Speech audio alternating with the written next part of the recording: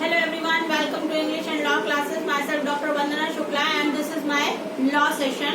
In this session I am going to discuss about nature of intellectual property rights in the continuance of my last two video sessions in which I was already discussing about the same topic, nature of intellectual property rights means बौद्धिक संपदा अधिकारों की प्रकृति। और इसको मैंने बहुत सारे अलग अलग एस्पेक्ट्स में डिस्कस किया था, जैसे how ownership and IPR are correlated, how morality and IPR are correlated, how public order is concern with IPR, how industrial property is concern with IPR, cultural property with IPR means all these aspects I have discussed in my last two videos. So this is the time to discuss about the remaining aspect that are environment and traditional knowledge in context to intellectual property rights. So let us start the session. हम start करते हैं कि environment और IPR आपस में कैसे correlate करते हैं। Environment सबसे पहले जब हम बात करते हैं environment की, तो environment से एक ऐसा तथ्य है, इन्वायरमेंट से एक ऐसा वर्ड है अपने आप में जो अपने अंदर बहुत सारे एलिमेंट्स को समाहित किए हुए हैं। जैसे इन्वायरमेंट या पर्यावरण जिसको हम हिंदी में बोलते हैं, इसकी बात करें तो पर्यावरण में आपको जल भी मिलेगा, पर्यावरण में आपको मिट्टी भी मिलेगी, पर्यावरण में आपको पेड़ पौधे मिलेंगे, जीव जंतु मिलेंगे, ह्यूमन बींग्स मिलेंगे, एनिमल्स मिलेंगे, लिविंग बींग्स होंगे, बहुत सारे नॉन लिविंग ऑब्जेक्ट्स होंगे। Means various aspects are there in category of environment. Means वो सब के सब एनवायरनमेंट के अंदर आ जाएंगे। उन सबको मिलाकर एनवायरनमेंट का निर्माण हो रहा है, पर्यावरण का निर्माण हो रहा है, जिसमें कि ह्यूमन बीइंग्स, एनिमल्स मीन्स जो भी है वो रह रहे हैं, सरवाइव कर रहे हैं। अब ऐसे में पर्यावरण के साथ आईपी राइट्स कैसे कोरिलेट करते हैं, आज हमें इस पे सबसे पहले चर्चा करनी है। तो पर्यावरण एक बहुत ही महत्वपूर्ण बिंदु है हम सभी के लिए, क्योंकि अगर पर्यावरण अच्छा है, पर्यावरण सुरक्षित है तो हम सबका जीवन सुरक्षित है। पर्यावरण ठीक है तो हम सबको अच्छी मीन्स ऑक्सीजन पर्याप्त मात्रा में मिलेगी। पर्यावरण सुरक्षित है तो हम लोग एक अच्छा जीवन जी सकते हैं। तो ऐसे में पर्यावरण की इम्पोर्टेंस को नकारा नहीं जा सकता, और इसीलिए जब हम आईपी राइट्स में किन्हीं इन्वेंशंस को, किन्हीं खोजों को हम सुरक्षा देते हैं, कुछ नई चीजों को हम सुरक्षा देते हैं, तो उनका पर्यावरण से कोरिलेट होना बहुत जरूरी है, और वो भी पॉजिटिव वे में, नेगेटिव वे में नहीं। क्योंकि अगर कोई भी चीज, कोई भी नया इन्वेंशन पर्यावरण को नुकसान पहुंचा रहा है तो उसको आईपी राइट्स में सुरक्षा नहीं दी जा सकती, क्योंकि अगर पर्यावरण ही नुकसान में आ गया तो कोई डेवलपमेंट सोसाइटी में नहीं हो सकता। इसलिए पर्यावरण की सुरक्षा को ध्यान में रखकर ही आईपी राइट्स प्रोवाइड किए जाते हैं। मतलब कहने का ये है कि अगर कोई ऐसी नई इन्वेंशन, कोई नया ऐसा तथ्य, कोई नई ऐसी खोज है जिसके द्वारा पर्यावरण पर दुष्प्रभाव पड़ रहा है, तो उसको आईपी राइट्स के दायरे में सुरक्षा नहीं मिलेगी। ठीक है, अब बात करते हैं कुछ केसेस की जो एनवायरनमेंट से जुड़े हैं और आईपी राइट्स से भी जुड़े हैं। सबसे पहले मैं बात करूंगी हॉवर्ड ऑम्को केस की। हॉवर्ड ऑम्को केस एक बहुत इम्पोर्टेंट केस है पर्यावरण को लेकर, कि इसमें कैंसर एक बहुत ही गंभीर प्रकृति की बीमारी है जिसके लिए दवा की खोज की जा रही थी। तो उसमें कुछ चूहों के ऊपर वैज्ञानिकों के द्वारा लेबोरेटरी में ऑन्कोजीन को जीन से प्रभावित किया गया था कुछ चूहों को, ताकि उनके ऊपर उन दवाओं का, कैंसर की दवाओं का परीक्षण किया जा सके। तो वो जो जीन उसके मतलब उसके लिए पेटेंट की मांग की जा रही थी।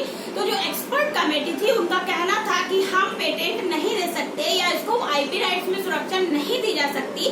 कारण ये है कि अगर हमने उसको सुरक्षा दी तो क्या है कि मान लीजिए जिन चूहों के ऊपर परीक्षण किया जा रहा है, जो चूहे ऑन्कोजीन से ग्रसित है, अगर बाई चांस अनफॉर्चुनेटली एक भी चूहा लेबोरेटरी से बाहर निकल गया तो वो पर्यावरण को बेशक नुकसान पहुंचाएगा, और पर्यावरण को ही नहीं, ह्यूमन बींग्स को, उस पर्यावरण में रहने वाले लोगों को भी नुकसान पहुंचाएगा। तो ऐसे में इसको आईपी राइट्स में सुरक्षा नहीं दी जा सकती। तो इस पर जो वैज्ञानिकों का जो भी उनका मतलब यूरोपीय पेटेंट कमेटी थी जो, उनका तर्क था कि जिन चूहों के ऊपर ये परीक्षण किया जा रहा है वो बहुत ही लिमिटेड नंबर है चूहों का, कि मतलब बहुत ज्यादा संख्या में नहीं है। दूसरी चीज, उनको साइंटिस्ट की, उनको वैज्ञानिकों की कड़ी निगरानी में रखा जा रहा है। ऐसे में ये संभव ही नहीं है कि वो लेबोरेटरी से बाहर निकल जाए। तो इन सब चीजों को जब इन सब चीजों पर आकलन किया गया तो उसके बाद इसको सुरक्षा दी गई, इस खोज को, इस इन्वेंशन को सुरक्षा दी गई। तो इस बात से, इस केस से ये साबित होता है कि अगर पर्यावरण के लिए कोई चीज हानिकारक है, अगर पर्यावरण के लिए कोई खोज हानिकारक है, अगर पर्यावरण को उससे नुकसान पहुंच रहा है तो उसे आईपी राइट्स में सुरक्षा नहीं दी जाएगी।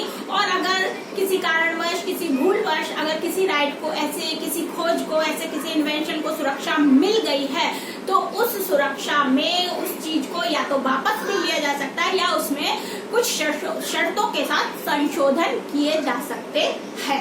तो कह सकते हैं कि हॉवर्ड ऑन्को केस जो है वो पर्यावरण के लिहाज से, पर्यावरण को दृष्टिगत रखते हुए, आईपी राइट्स के साथ कोरिलेट करते हुए एक बहुत ही इम्पोर्टेंट केस रहा है।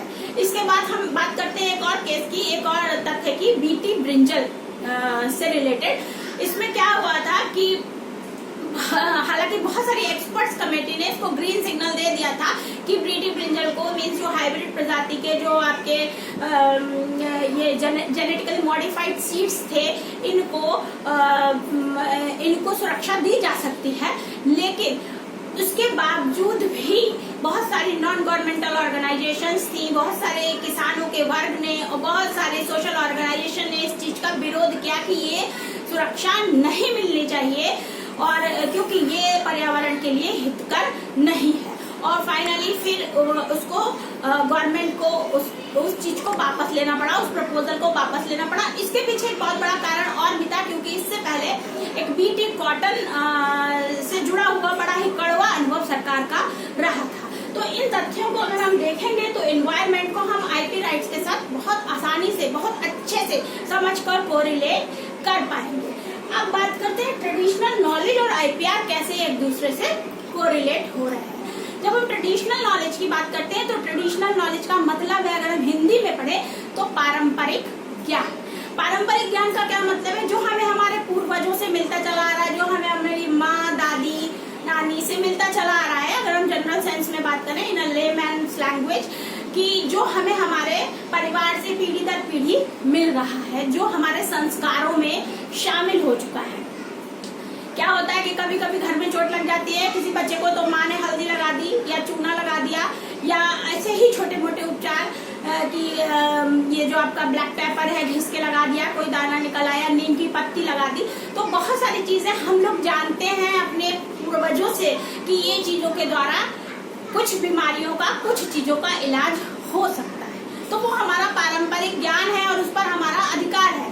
लेकिन अगर कोई बाहर से आता है और वो ये देखता है कि हाँ यहाँ ये चीज है, लेकिन मेरी कंट्री में या मेरे यहाँ वो चीज नहीं है, लोग इस चीज से परिचित भी नहीं है इस ज्ञान से, और वो चुपचाप उस ज्ञान को अपने पास, अपने दिमाग में, अपने पास लिख कर ले गया और उसने उसको अपने नाम से उस कंट्री में पेटेंट करा दिया, तो ये एक सीधी सीधी चीटिंग है, एक पारंपरिक ज्ञान की चोरी है। ऐसे में भारत को बहुत बार इस समस्या का सामना करना पड़ा है, क्योंकि पारंपरिक ज्ञान के संदर्भ में बात करें तो भारत में प्राचीन काल से आयुर्वेद पद्धति, यूनानी पद्धति वगैरह उपचार में रही है।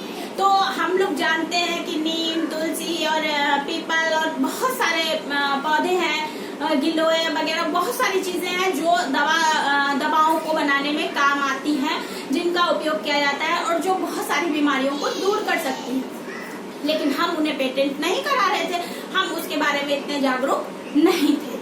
लेकिन जब भारत को ये चीजें, इंडिया को एहसास हुई, तो उसने जब भी विदेशों में अपना पक्ष रखना चाहा, जब भी उसे इसके खिलाफ आवाज उठानी पड़ी, उसको लगभग 2 से लेकर 6 लाख डॉलर तक विदेशी मुद्रा अपने सरकारी खजाने से खर्च करनी पड़ती थी, जो कि एक बहुत बड़ा खर्च था और समस्या का कोई परमानेंट हल भी नहीं था।